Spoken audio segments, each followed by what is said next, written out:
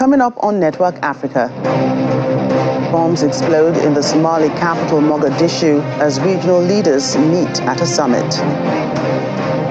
One killed as group opens fire on Chinese nationals in Ethiopia. And South Africa arrests 4 police officers for allegedly assaulting a Nigerian national.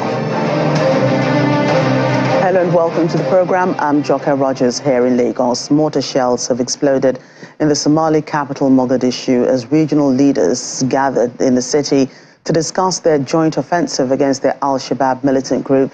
The 4 shells hit areas near the heavily guarded presidential palace. There are no reports of casualties. The leaders of Kenya, Ethiopia and Djibouti are holding a summit there following recent military gains made by the Somali government against the Islamist militants. Al-Shabaab still controls large areas of Somalia and are continuing to carry out regular attacks. But they have lost territory since the government, backed by the US and African troops, launched a new offensive last August. And one person was killed on Monday during a shooting that targeted a group of Chinese nationals in Ethiopia's restive Oromia region. The gunmen opened fire on 9 Chinese nationals, killing one of them during the incident in Garba Gwaracha town, located around 160 kilometers north of the capital, Addis Ababa. The embassy has warned Chinese citizens to increase their security awareness and evacuate from high-risk areas. South Africa's Independent Police Investigation Directorate has arrested 4 police officers who allegedly assaulted a Nigerian national a few weeks ago. Clifford Iroka Onyedikachi was beaten to a pulp by these police officers who wanted identification documents from him, which he could not produce at the time. It's alleged Onyedikachi complained of having a kidney issue, but the officers continued to beat him up and later passed out and spent 2 weeks in coma. Elizabeth Wale Ayodele, minister at the Consulate General in Johannesburg, expressed her gratitude to the work done by the IPID. Onyedikachi is set to still be in hospital at the moment, and the policemen are expected to appear in court tomorrow. The officials of the Independent Police Investigative Directorate, IPID, walked into the Boksburg North Police Station to effect the arrests of 1 sergeant and 3 constables.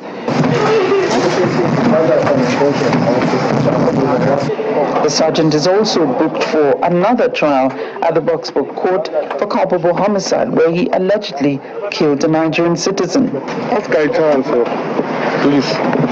Outside the police station, some Nigerians living in the area, officials of Nigeria's Consulate General in Johannesburg, and the media watch the goings-on. On the 9th of January 2023, we got a report at the consulate that a Nigerian was in coma. On inquiries, we realized that the Nigerian was assaulted and beaten by policemen from the Boksburg police station. The Nigerian was asked for his papers. He showed them the one he had on his phone, which they refused to accept. He was trying to get the original from his car, and he wasn't allowed to do that. He was beaten, even amidst complaints that he has problems with his kidneys. They beat him till he fell into coma. Among the Nigerians present, some made various claims of traumatic brushes with the police in the area. This guy arrests you in the street by force, and if you bring it here, he will start using the boot of the police, kicking your box. So what you are facing here is very, very painful. I'm very happy to see that Nigerian consulate finally came here, because what we've been seeing in Boksburg North is eyesore, it's mind-boggling. Because we've been in Boksburg North for more than a decade, but they still treat us like we are delinquencies. Do you understand? They don't treat us like we are human beings, especially in Boksburg North Police Station. Because you see what is happening, it's not the first time, it's not the second time or the third time. It's been happening. We know that democracy is government of the people, for the people, by the people. When you are wrong, they take you to court. The law will, vindicate you out. If you are wrong, you'll be sentenced, but they're taking it into their hands. Hopefully, if this case gets to trial proper, eyewitnesses and alleged victims will present themselves to testify, as their absence often harms successful prosecution. I am happy to see justice being served. I'm happy to see that Nigerians actually could get the protection they deserve in South Africa. The police spokesperson, Colonel Atlenda Mate, is yet to respond to our request for a comment, but the arrested officers are expected to appear at the Boksburg Magistrates Court on Thursday on charges of assault and defeating the ends of justice. Meanwhile, Clifford Onyedikachi remains in hospital where he's still recovering. From Johannesburg, South Africa, Betty Dibia, Channels Television News. Elsewhere, Pope Francis has arrived in the Democratic Republic of Congo, home to the largest Roman Catholic community in Africa. It's more than 37 years since the previous Pope, John Paul II, visited the country when it was called Zaire. Thousands of devotees and well-wishers gathered outside the main airport in the country's capital, Kinshasa, to welcome the pontiff.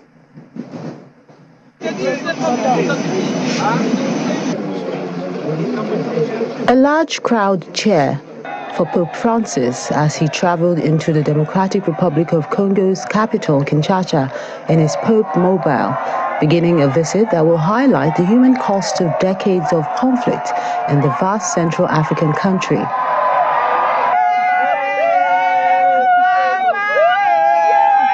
Tens of thousands of people lined the route from the airport into town, with some breaking away to chase the Pope's convoy, while others chanted and waved Congolese and Vatican flags in one of the most vibrant receptions of his foreign trips.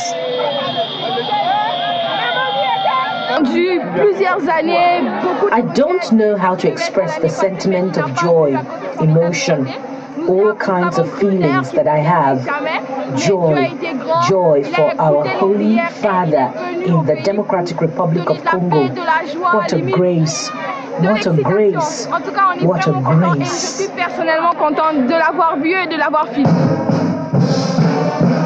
The welcome ceremony of Pope Francis took place at the Presidential Palace in Kinshasa, with the DRC's President Felix Tshisekedi honoring the pontiff. The Congolese people and I salute the honor that you do to the Democratic Republic of Congo by accepting to carry out your pastoral visit, starting here under the theme, All Reconciled in Jesus Christ. The Congolese people welcome you with joy and joyfulness, as they did for your venerable predecessor, Pope John Paul II, in happy memory during his two pastoral visits to the Democratic Republic of Congo, then the Republic of Zaire. Addressing dignitaries at the Presidential Palace, Pope Francis condemned terrible forms of economic exploitation in Congo, where vast mineral resource has fueled war, displacement, and hunger. In the light of the arrested development and regression to the past, it is a tragedy that these lands, and more generally the whole African continent, continues to endure various forms of exploitation. A thought that comes from the subconscious of many cultures and many people. Africa should be exploited. And this is terrible. Political exploitation gave way to an economic colonialism that was equally enslaving. As a result, this country, massively plundered, has not benefited adequately from these immense resources. In paradox, the riches of his land have made it foreign to its very inhabitants. The poison of greed has smeared its diamonds with blood.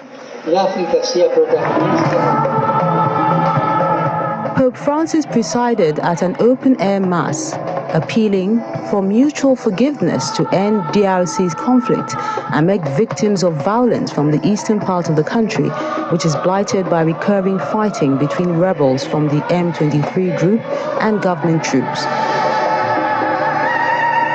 The pontiff will stay in DRC until Friday morning, when he will fly to South Sudan, another country grappling with conflict and poverty.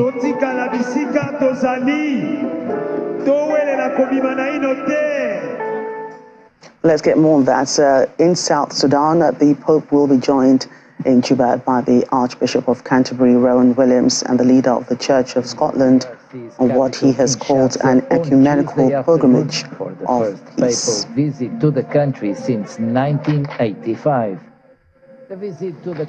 Elsewhere now, a stuffed lion and a gleaming tractor were among gifts received by Belarusian President Alexander Lukashenko and his Zimbabwean counterpart Emerson Mnangagwa yesterday during the Belarusian leader's state visit to Zimbabwe. As Mr. Lukashenko admired his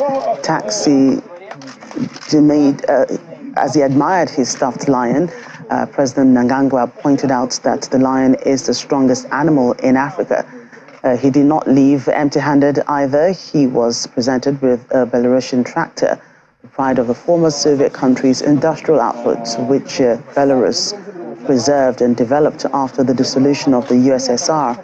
Belarus and Zimbabwe are forging closer ties, particularly in agriculture, where a farm mechanization program between the two countries is worth about $66 million. The Belarusian president is a staunch supporter of Russia and was received with pomp and ceremony in Harare when he arrived for a 3-day state visit on Monday. Asked whether he was under any obligation to step up support for Moscow over its special military operation of Ukraine, Mr. Lukashenko told a news conference that Belarus would always be ready to offer assistance if needed. Zimbabwe has not condemned Russia for sending tens of thousands of troops into Ukraine in February last year, calling instead for dialogue, as many other African countries have done. Joint projects, economic cooperation and investment were the focus of the Belarusian President Alexander Lukashenko's state visit to Zimbabwe, meeting at the State House in Harare for a handover ceremony for the tractors and other agricultural machinery to local farmers. He said he was not in Zimbabwe to import illusionary democratic values. Speaking about forthcoming general elections in Zimbabwe, Mr. Lukashenko said it was the toughest moment, as he knew from personal experience. And still to come on the program. Equatorial Guinea politics, Manuela Roca Bote appointed first female prime minister in the country. We'll bring details of that story and others in a moment. Please stay with us. Welcome back to the program. Back here in Nigeria, the governor of Kaduna State in the northwest, Nasir El-Rufai, is alleging that there are persons within the presidency working against the victory of the presidential candidate of the All Progressives Congress. Governor El-Rufai, who made the allegation when he appeared as a guest on our breakfast show, Sunrise Daily, says certain elements are taking advantage of the president's good intentions to drive good policies, but with wrong timing. Is there a division between those around the president and those within your party right now, you know, which is affecting your party's presidential campaign council? I believe there is. I believe that there are elements in the villa that want us to lose the elections because they didn't get their way. They had their candidate. Their candidate didn't win the primaries. And I think they are still trying to get us to lose the elections. And they are hiding behind the president's desire to do what he thinks is right. I'll give 2 examples. This petroleum subsidy, okay, which is costing the country trillions of naira, was something that we all agreed will be removed. In fact, I had a discussion with the president and showed him why it had to go, because how can you have a capital budget of 200 billion for federal roads and then spend 2 trillion on subsidy? This was a conversation I had with the president in 2021 when the subsidy thing started rising. He was convinced. We left. It changed. Everyone in the government agreed. It changed, okay? Secondly, the second example I will give is this currency redesign.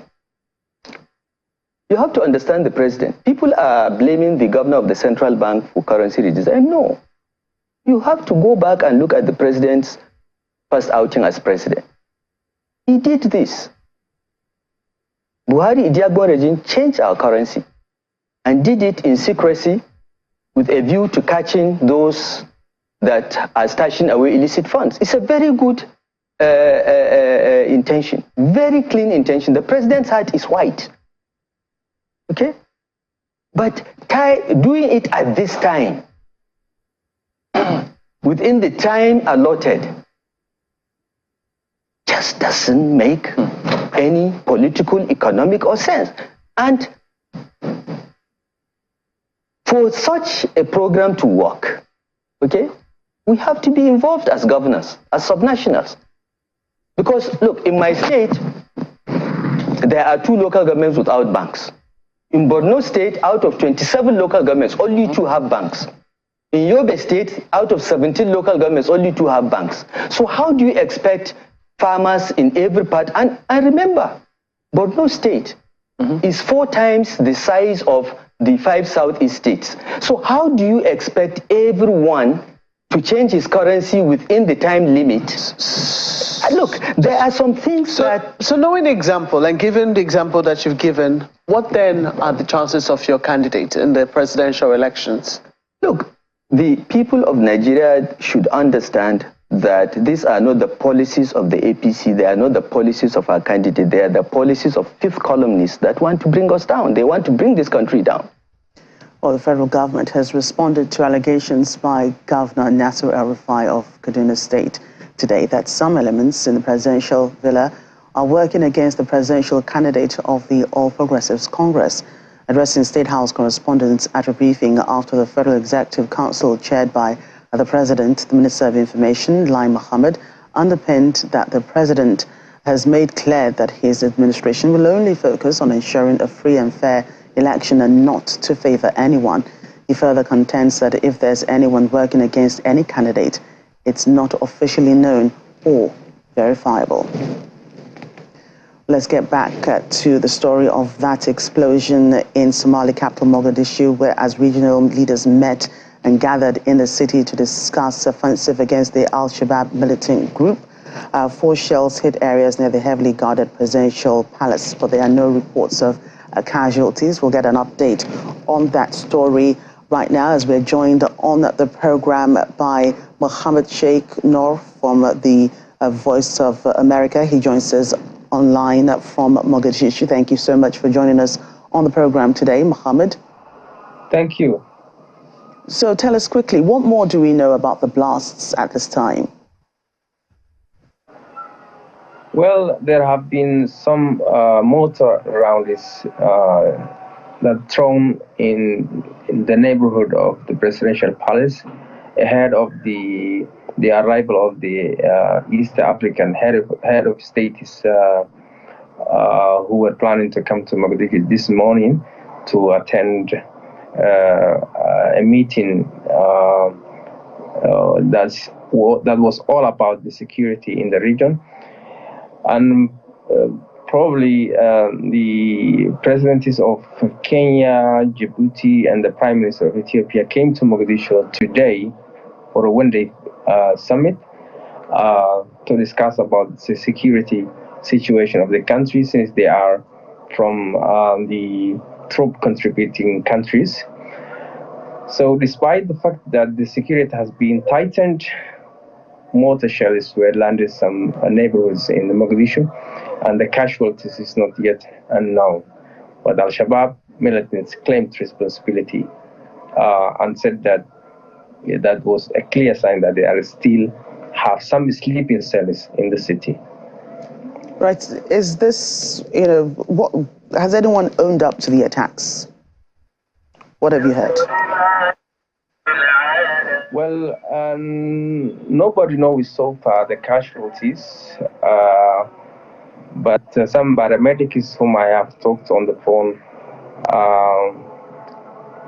said that they didn't see so far any casualties, but maybe in the coming hours, maybe it will be announced. But so far, the meeting by the head of states of East Africa ended with successful, with a communique released. The delegates saying that they are side by side with the Somali president in his fight against Al-Shabaab. And as you know, that the Somali government for the past 6 months has been in battle with Al-Shabaab, and As a result of that battle, the government, of course, liberated large parts of central Somalia, including the coastal town of Haradere, which has been in control in the hands of Al-Shabaab for the past 13 years. Right. So is this a usual occurrence at meetings of this sort? Well, hardly, for experience, hardly in the day, we remember some days back, hardly a day passed without explosions. But explosions like this is a daily occurrence. And a couple of weeks ago, similar mortar shells landed some residential areas in the town. And the good thing is that no casualties resulted as a result of that mortar shells. So it's part of the daily life, and the life still continues. People are doing their businesses, and people are really very hopeful in life, and the future is very bright. Right. Thank you so much, Mohammed, for joining us today on the program and for that update. Thank you. Let's move on. Manuela Roca Bote has become the first woman in Equatorial Guinea to become Prime Minister. President Teodoro Mbasogo, who has ruled the country since 1979, made this announcement on Tuesday in a decree read on state television. The country's vice president, who is also the president's son, congratulated the new Prime Minister. Ms. Rote was previously the education minister and joined the government in 2020. She replaces former Prime Minister Francisco Asue, who has been in the position since 2016. And we're now in Kenya, where a team of determined hockey players hope to take their talents outside the shores of the country. That perhaps means playing at the International Ice Hockey Federation. Although they do not have enough training facilities and, of course, ice, the team is passionate about the sport and uses a rooftop building to make up for lack of ice time. Kenya may only have one skating rink and next to no coaches, but that has not stopped 28-year-old Benjamin Mburu from following his dream of ice hockey glory. His team, the Kenya Ice Lions, honed their skills at Nairobi's Panari Hotel. When they can't get in there, they take to the rooftops and train in rollerblades to make up for a lack of ice time. As the only team in the country, they usually organize games between themselves.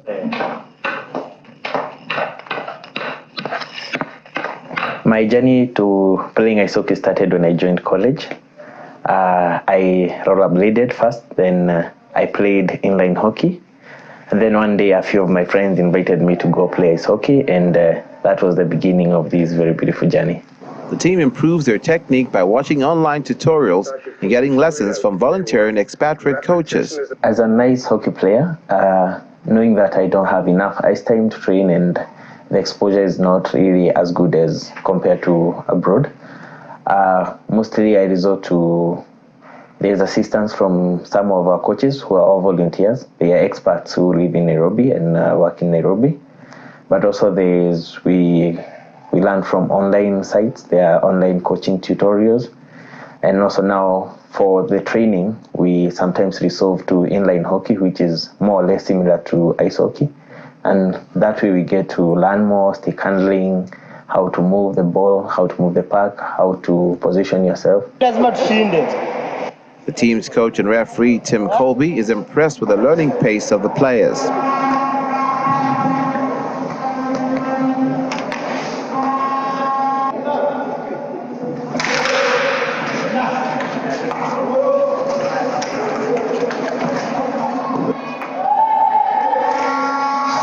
When I coach here, I realize the kids pick it up faster. They're a little bit hungrier. They want to succeed. They want to try this new sport.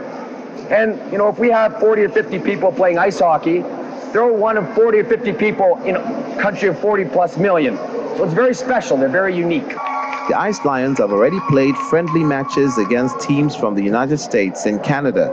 Eventually, the team hopes Kenya will join the International Ice Hockey Federation. Big dreams indeed. Thank you so much for your time today. I'm Joker Rogers. Bye for now.